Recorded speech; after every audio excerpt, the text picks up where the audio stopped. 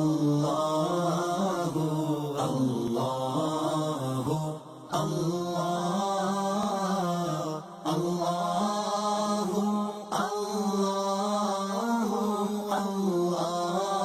اللہ۔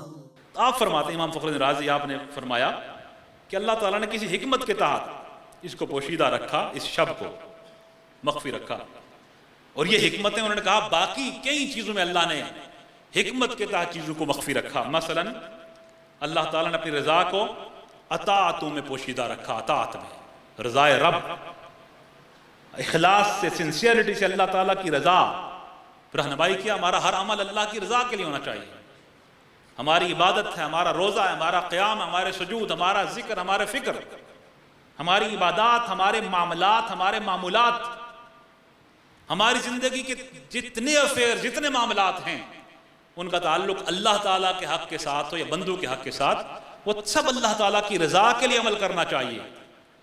اس کو اخلاص کہا جاتا ہے، اور یہ سنسیئرٹی اللہ کی توفیق سے، تصوف اور طریقت کے اس ماحول سے اللہ تعالیٰ عطا فرماتا ہے۔ یہ نعمت ملتی ہے، اس میں کوئی شک نہیں ہے، اس کی قدر کرنا اور سنبھالنا یہ ہمارا کام ہے۔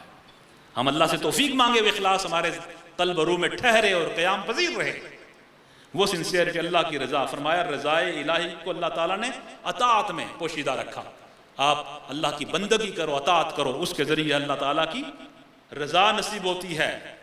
اور ہمارے سلسلہ طریقت میں جب آپ ذکر کرتے ہیں نفی اس بات کا، باقی اذکار، یہ دعا تعلیم کی جاتی ہے، الہی انت مقصودی ورضاک مطلوبی آتینی محبت ذاتی کا ومعرفت صفاتی۔ اے اللہ تعالیٰ تو ہمارا مقصود ہے اور تیری رضا ہمارا مطلوب ہے، ہمیں تو اپنی ذات کی محبت عطا فرما اور صفات کی معرفت عطا فرما۔ مشائخ اور بزرگ، حضور امام خراسانی رحمۃ اللہ علیہ کی طریقت میں مشائخ فرماتے ہیں جب یہ دعا ریپیٹڈلی آپ پڑھتے ہیں ذکر کے دوران تو آپ کے اندر اخلاص پیدا ہوتا ہے اور آپ کا عمل خالصتاً اللہ تعالیٰ کی رضا کے لیے ہو جاتا ہے۔ تو آپ فرماتے ہیں اسی طرح اللہ تعالیٰ نے اپنے غضب کو گناہوں میں پوشیدہ رکھا۔ غضب کو بندہ گناہوں سے بچائے گا اپنے دامن کو اللہ تعالیٰ کے غضب اور ناراضگی سے۔ اللہ تعالیٰ کا غضب ہے جو اینگر آف اللہ سبحانہ وتعالیٰ، اس سے پروٹیکشن میں رہے گا۔ اپنے آپ کو تقوی، طہارت، صغیرہ کبیرہ گناہوں سے بندہ بچاتا ہے۔ تو اس غضب کو پوشیدہ کس بات میں کر دیا؟ گناہ سے بندہ بچے، اللہ سے غضب سے محفوظ رہے گا۔ یہ بات سمجھنے والی ہے۔ اپنے ولی کو، دوست کو، جو اپنے اللہ تعالیٰ کے محبوب ہیں، مقبول، برگزیدہ، ان کو لوگوں میں پوشیدہ کر دیا تاکہ لوگ رسپیکٹ کریں، کس سے؟ ہر ایک کی قدر کریں۔ یہ صوفیاء نے سکھایا۔ امام ربانی صاحب کا یہ قول بھی ہے نا کہ آپ ایک چھوٹی سی بستی ہے، اس میں ایک جس کو بالکل قصبہ آپ کہتے ہیں، کہا اس میں بھی اللہ کا دوست ہوتا ہے۔ بعض اولیاء کو اپنی دعا، اپنی ولایت کی خبر ہوتی ہے، بعض کو نہیں خبر ہوتی، اور ولی کے لیے کرامت کا ہونا شرط بھی نہیں ہے۔ اللہ تعالیٰ کا دوست کون ہے؟ کس کو اللہ سبحانہ وتعالیٰ نے یہ شرف عطا فرما دیا؟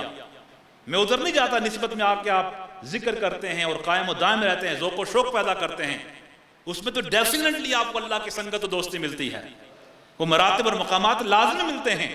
شرط یہ ہے جو سبق آپ کو پڑھا دیا، سکھا دیا، اس پہ دم قائم و دائم رہیں اور اس کو یاد کرتے رہیں، ڈسکنیکشن نہ ہو، آپ کا ذوق و شوق ہو، عمل ہو، اطاعت ہو اور استقامت ہو، وہ معاملہ آگے دوستی کا ضرور بڑھتا ہے۔ اس میں تو کوئی دوسری رائے نہیں ہے۔ میں بالعموم ایک بات کر رہا ہوں، دوستوں کو بندوں میں اللہ تعالیٰ نے چھپا دیا تاکہ ہر ایک انسانیت کی تکریم کرے۔ صوفیاء نے کتنا بڑا لیسن دیا کہ اپنے سے بڑے سے ملو یہ خیال کر کے کہ بڑا ہے، اس نے اچھے عمل زیادہ کیے ہوں گے، اور اپنے سے چھوٹے سے جب ملاقات ہو یہ خیال کرو کہ چھوٹا اس نے گناہ کم کیے ہوں گے۔ اس سے بہتر آپ اخلاقیات کا کون سا سبق سننا چاہتے ہیں؟ اور مزید آج لیسن بھی آئے گا، آپ کی توجہ چاہیے۔ دعا کی قبولیت کو اللہ سبحانہ وتعالیٰ نے دعاؤں میں اور مناجات میں پوشیدہ رکھا۔ آپ کثرت سے دعا کریں، قبولیت کی گھڑیاں اللہ نے دی ہیں، بعض اوقات دی ہیں، بعض مقامات دیے ہیں، اور ماہ سیام کی ایک ایک گھڑی عطا فرما دی ہے۔ سحر دیا، افطار دیا، 5 وقت کی نمازوں کے اوقات دیے، رات کا قیام آپ کو دیا، نماز تراویح ہے، قیام اللیل ہے، تہجد ہے، یہ تمام مناجات کے لیے اوقات دیے، اور آپ دیکھیں ایسی ہستیاں امام سیدنا علی زین العابدین سجاد عابد رضی اللہ تعالیٰ عنہ، آپ کا مناجات اور دعا میں کوئی ثانی نہیں ہے، اتنی کثرت کے ساتھ اللہ سبحانہ و تعالیٰ کی بارگاہ میں دعا۔ صالحین کا طریقہ، بزرگان تجدید کا طریقہ، حضرت ملا علی قاری رحمۃ اللہ علیہ کا مجموعہ دعاؤں کا ہے، حزب العظم، حضور قدوۃ المشائخ حضرت امام خراسانی حضرت مبارک رحمۃ اللہ علیہ کے باقاعدہ وظائف میں شامل تھا، اس میں دعا ہے۔ اللہ توفیق دے اگر تہجد کے وقت اللہ ہر ایک کو توفیق دے، دلائل الخیرات بھی آپ پڑھیں اور حزب العظم بھی پڑھیں، اور جس کو اجازت چاہیے وہ اجازت حاضر ہے، اجازت مل جائے گی، ہم بتا دیں کس سے اجازت ملتی ہے، گائیڈ کر دیں گے آپ کو۔ یہ وہ سعادت کی باتیں ہیں جو آج حاصل کرنی ہیں۔ امام ربانی صاحب رحمۃ اللہ علیہ کا قول ذہن نشین رکھیں، میں بیان کرتا رہتا ہوں، جس کا رمضان پرفیکٹ اچھا گزر گیا اس کا پورا سال اچھا گزرے گا۔ اب بھی یہ گھڑیاں ہیں کہ ہم اپنے اس کمٹمنٹ کو رینیو کر لیں، اس کی تجدید کر لیں، دل کے دروازے پر دستک دیں اور اپنی کمی اور کوتاہی کا اس کا ازالہ کریں۔ اسے فرمایا کہ اور دعا کو اس لیے پوشیدہ رکھا تاکہ دعاؤں میں آپ مبالغہ کریں۔ مبالغہ کیا ہے؟ لمبی دعائیں کریں، کثرت کے ساتھ کریں، ان کے پاس جائیں جن کی دعائیں اللہ تعالیٰ قبول فرماتا ہے، ان کے پاس جا کے دعا کرائیں، بزرگوں سے، درویشوں سے، کمزوروں سے، ضعیفوں سے، ناداروں سے، مفلسوں سے، اورفن سے۔